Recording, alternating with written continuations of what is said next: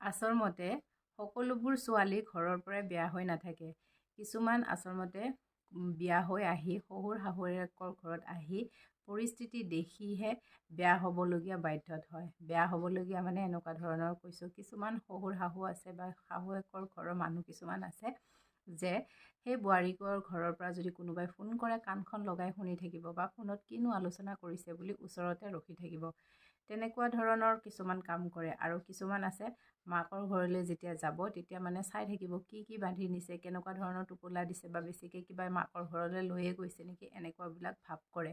আৰু মাকৰ ঘৰৰ পৰাও যদি কোনোবা আহে তেতিয়াহ'লে যোৱাৰ সময়ত চাই থাকে কি বান্ধি দিছে, কি বান্ধি দিয়া নাই। আৰু সেনেকুৱা কিছুমান পৰিস্থিতি দেখা পাইহে এজনী বোৱাৰী আচলতে বেয়া হয়। ঘৰৰ পৰা কোনেও বেয়া হৈ নাহে, তেখেতসকলক মজবুৰ কৰে বেয়া হ'বৰ কাৰণে। আৰু এটা কথা, শহুৰ শাহুৱেককতো নিজৰ ল'ৰাটোৱে খুৱাই আছে, বোৱাই আছে, সদায়তো খুৱাই পিন্ধাই আছে। কিন্তু সেই ছোৱালীগৰাকী বহুত দিনৰ মূৰত মাকৰ ঘৰলৈ যাব।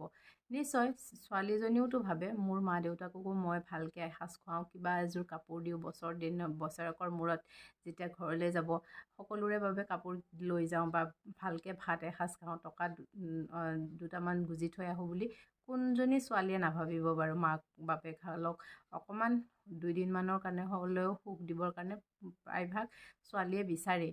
আৰু সেই ক্ষেত্ৰত শাহুৱেকহঁতৰ একদম চকু ডাঙৰ হৈ যায় যে ল'ৰাটোৰ আৰ্জনখিনি বোৱাৰীয়েকৰ ঘৰত দি থৈ আহিলে নেকি।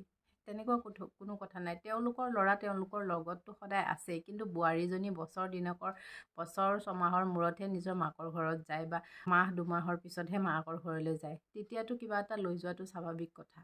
সেইখিনিকে বাহুল্য নকৰি বুজাবুজিৰ মাজতে চলিব নোৱাৰেনে বাৰু? নিজৰ ছোৱালী বুলিয়ে ভাবিব নোৱাৰেনে সেই বোৱাৰীজনীকো? সেই মাক বাপেকৰ গৰাকীকো নিজৰ জেগাত থৈ পেলাই চাব নোৱাৰেনে সেই শাহু শহুৰেও